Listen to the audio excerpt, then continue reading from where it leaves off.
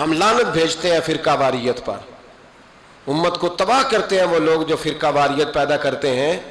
لیکن آپ کو بتاؤں، جس جماعت سے آپ کا تعلق ہے نا، اس جماعت کی امت مسلمہ کو ضرورت ہے. قیامت بھی 10 محرم کو ہی آئے گی، جمعے کا دن ہوگا. تو میں آج دل کو حاضر ناظر رکھ کے، اپنی طبیعت کو حاضر پا کے باشعور آپ کو کہہ رہا ہوں، جاگ کے سننا خدا کا واسطہ. آپ اس جماعت سے تعلق رکھتے ہیں، اگر کافر کے سامنے اسلام کا کوئی چہرہ پیش ہو سکتا ہے تو صرف سنی کا چہرہ پیش ہو سکتا ہے. ختم ہو گئی بات. ورنہ کوئی صحابی کا بے ادب ہے، کوئی اہل بیت نبوت کا. آج مجھے کہہ لینے دو، کھول کے کہہ لینے دو. لوگ دلیلیں دیتے پھرتے ہیں، کہتے ہیں جی ایک وہ پینٹ کوٹ والا مولوی ہے، اس نے اینک بھی لگائی ہے، داڑھی بھی رکھی ہے، پینٹ کوٹ بھی پہنتا ہے، اس نے جی 1500 بندہ ایک دن مسلمان کر دیا، ایک دن 1000 مسلمان کر دیا. پر پتہ ہے وہ بدبخت کہتا کیا ہے؟ وہ کہتا ہے امیر المومنین یزید رضی اللہ تعالیٰ عنہ. میں کیا کروں اس کے 1500 مسلمان کو یا 2000 اس کے کلمہ اور وہ یہ بڑی دلیلیں دیتا ہے. وہ دلیلیں سنبھال کے رکھے، وہ دلیلیں جو جی بڑے لوگ اس کے ساتھ ہوتے ہیں. تو کربلا کے موقع پر زیادہ لوگ یزید کے ساتھ تھے، زیادہ لوگ. ہم کثرت کے قائل نہیں، ہم حق کے قائل ہیں. ہم بات چھوڑ دو، بات دلائل کی طرف آؤ. عجیب تماشا ہے. اور ایک مولوی صاحب اس کی حمایت کر رہے تھے، کہتے نہیں بندہ ٹھیک ہے، وہ بھول گیا تھا، اصل میں قصور عبید اللہ ابن زیاد کا تھا، اصل میں غلطی عمر بن سعد کی تھی، تو یزید کو زیادہ الزام نہیں دینا چاہیے. میں نے کہا بڑی تمہاری قریبی رشتہ داری ہے یزید کے ساتھ، تو اللہ سے دعا کیوں نہیں مانگتے کہ تمہارا حشر یزید کے ساتھ کرے؟ مانگنی چاہیے نا دعا. کیا خیال ہے آپ کا؟ ہم الحمدللہ جمعے والے دن مسجد میں بیٹھ کے دعا کرتے ہیں، یا اللہ ہمارا حشر امام حسین کے غلاموں میں کرنا. تو بھی کرنا، جرت کر، جرت ہماری جرت دیکھ. ہم یہ نہیں کہتے ان کے ساتھ کر، ہم کہتے ہیں یا اللہ ہمارا حشر ان کے. ہماری جرت دیکھو، ہم ان کے غلاموں میں، قدموں میں، نوکروں میں بیٹھنے کو وہ دعا مانگ رہے ہیں، یا اللہ ہمارا ان کے غلاموں میں، غلاموں کے. تو بھی جرت کر دلیری، کر جرت، کہ یا اللہ میرا حشر یزید کے ساتھ کر دلیری. اگر اتنا ہی اچھا تھا تو بے شرمو اتنا ظلم نہ کرو، اتنی زیادتی، اتنا ظلم نہ کرو، یہ ظلم ہے. امام حسین جمعے والے دن خطبہ پڑھنے لگے، جمعے سے پہلے امام حسین نے خطبہ پڑھا، اور آپ نے ایک جملہ کہا جو ہمیشہ یاد رکھا جائے گا. آپ نے فرمایا یزید کو جا کے بتا دو کہ مجھ جیسا تجھ جیسے کی بیعت نہیں کر سکتا. او کیا فکرہ ہے امام علی مقام کا. فرمانے لگے مجھ جیسا تجھ جیسے کی بیعت.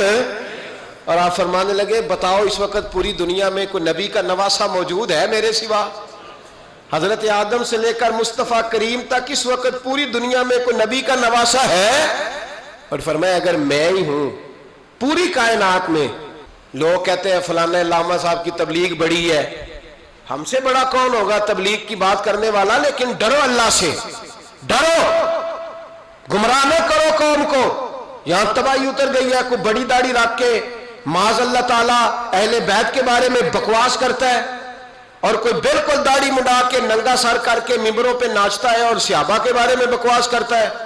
میرے مصطفیٰ کے پاس اگر ابو بکر آئے ہیں تو وہ بھی شان والے ہیں، اور اگر بی بی عائشہ صدیقہ ان کے بستر پہ رہی ہے تو وہ بھی شانوں والی ہے.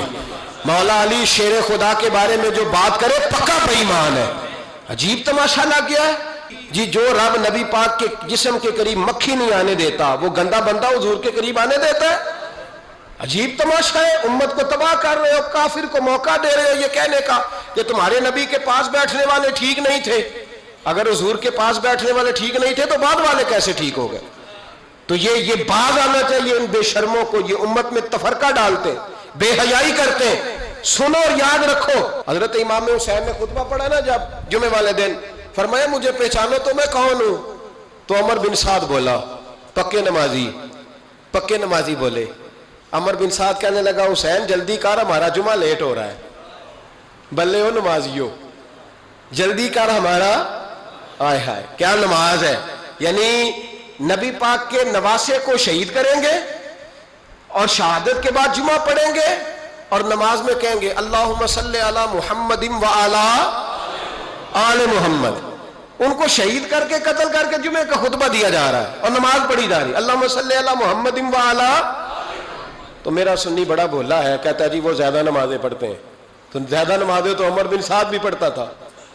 تو بھولا او خدا کے دیکھے نا, جتنی نماز کی اخلاق کی بات شاید میں کرتا ہوں, آپ کو جماعت میں کم لوگ ملیں گے, لیکن یاد رکھنا نماز عقیدہ نہیں, روزہ عقیدہ نہیں.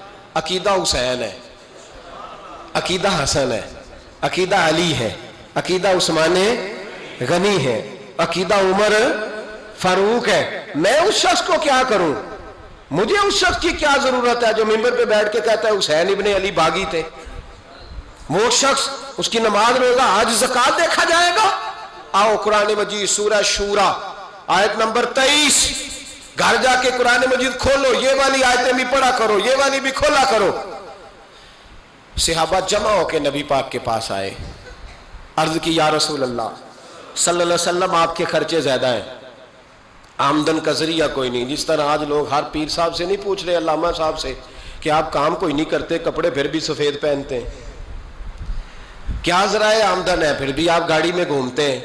ہمارا تو پروگرام تھا مولوی بھوکا مر جائے, پر اس کے پاس آتے ہیں تو یہ تازی چائے پلاتا ہے. کیا مطلب, کس طرح کا رویہ ہے. صحابہ کے بار وہ یہ نہیں سوچتے تھے آتے کام, وہ کہتے تھے آگے بڑھ کے حصہ ڈالیں.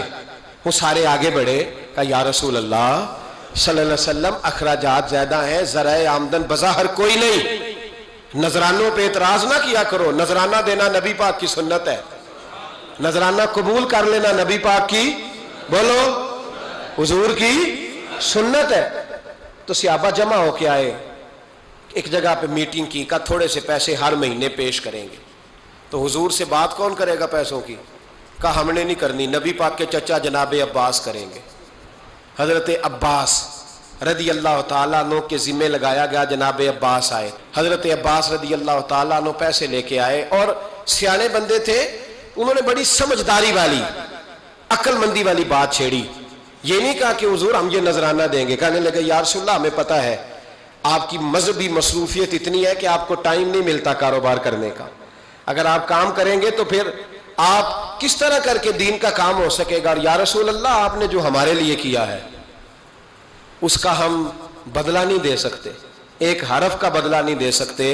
حضور یہ تھوڑا سا نذرانہ ہر مہینے لایا کریں گے, قبول کر لیں.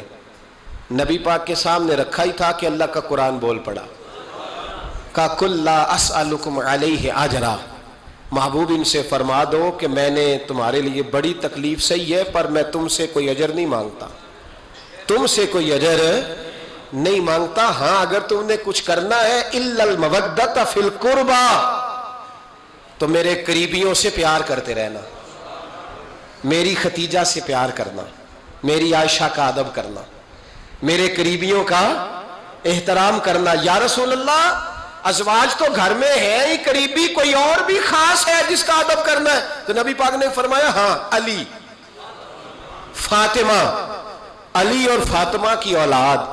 فرمایا ان کا ادب کرتے رہنا, اس کا مطلب یہ ہوگا کہ تم نے میرے ساتھ بڑا ہی اچھا سلوک کیا ہے. کہا ان کا ادب کرنا, جناب علی, سیدہ فاطمہ, اور دونوں کی ان کا ادب کرنا فرائض دین, اہل بیت کا ادب کرنا فرائض